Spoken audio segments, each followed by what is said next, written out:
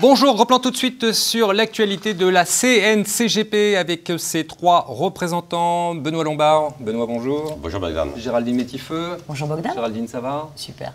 Et Bertrand Lefeuvre. Merci à vous trois d'être sur ce plateau. Benoît, la première question est pour vous. Vos relations avec l'AMF en cette rentrée, comment ça se passe? J'avais annoncé que l'on démarrerait septembre 2015, cette rentrée, sur les chapeaux de roue. Je confirme, nous sommes sur les chapeaux de roue. Donc les relations avec l'AMF sont excellentes.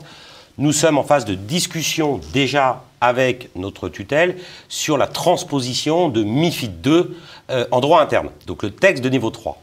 Deux informations, on discute de manière intelligente avec notre tutelle.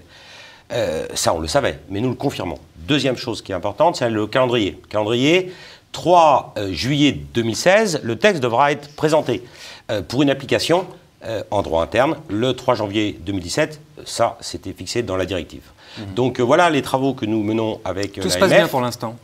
Relation avec l'AMF aussi un peu tendue, donc sur un sujet qui me tient à cœur, c'est pas de distorsion de concurrence, quel que soit le canal de distribution des produits financiers. Vous pensez à qui? Au FinTech? Je pense au FinTech. FinTech, tout le monde bouge. Mais non, mais je suis ravi de voir qu'il y a l'émergence d'acteurs nouveaux qui veulent développer leur business grâce aux nouvelles technologies. Mais je souhaite que ces acteurs-là puissent, notamment pour ceux qui sont CIF, et il y en a, je souhaite que ces acteurs-là puissent respecter le parcours réglementaire extrêmement formalisé que l'AMF, j'allais dire, nous a imposé. Un peu tout de même. Donc il ne s'agit qu'il n'y ait pas, donc je rappelle, de distorsion de concurrence entre ces nouveaux acteurs. Mais c'est le cas. Je vais vous donner un exemple concret qui va parler à tous nos adhérents. Nous avons un document d'entrée en relation, nous avons une lettre de mission. Je n'ai pas vu ça sur les sites, notamment de deux acteurs de la FinTech qui ont vocation à nous capter une part de marché. Donc j'ai écrit à Xavier Parrain, en tant que secrétaire général adjoint de l'AMF, pour lui faire part de notre plus grande attention à ce que les obligations réglementaires qui sont les nôtres soient également celles de ces nouveaux entrants.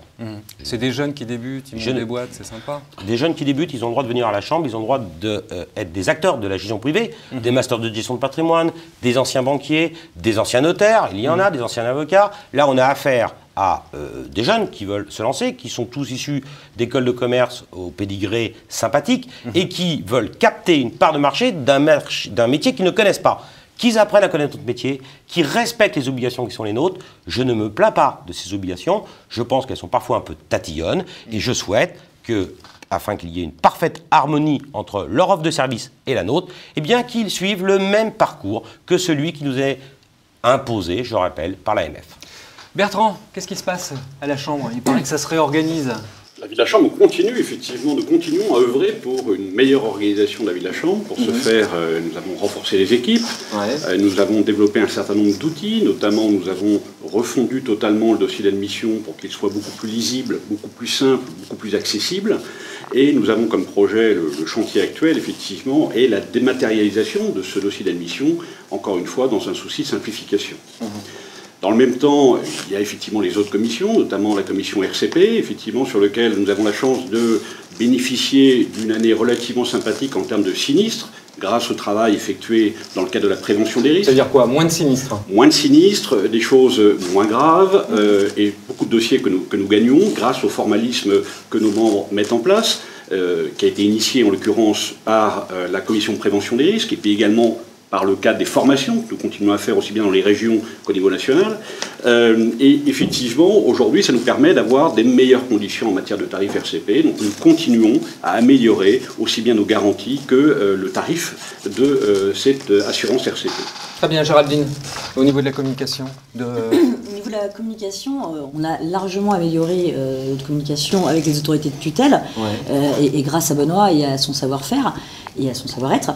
Et aujourd'hui, on se penche également sur une communication qui serait plus large, où on aimerait que, et encore une fois, on veut œuvrer pour toute la profession, alors que ce sera que le budget de la Chambre qui va être mis en œuvre, mais on voudrait que la profession de CGP, de conseil en gestion de patrimoine, soit mieux connue du grand public pour permettre à nos adhérents de développer un peu plus leur business et pour mieux délimiter aussi les contours de notre concurrence. Très bien. Je vais parler tout de suite du congrès 2016. Ça se tient en mars. Un mot, très rapidement. L'Assemblée générale. Vas-y Géraldine, tu vas bien préparer le mois de mars. J'ai déjà bien avancé, ça fera pile 3 ans. Bravo Bogdan pour votre mémoire des chiffres. Nous sommes effectivement dans une année charnière pour 2016. Ce sera le dernier congrès organisé sous notre mandature, celle qu'on avait initiée avec Benoît et Bertrand nous a rejoint en 2013. Ouais. On aura donc le 21 mars les élections, enfin on aura le congrès traditionnel, la restitution de nos travaux sur l'année qui sera écoulée, et puis évidemment la partie élection qui est un peu extraordinaire parce qu'elle se déroule tous les 3 ans et on verra dans ces cas quelles sont les forces en présence à ce moment-là.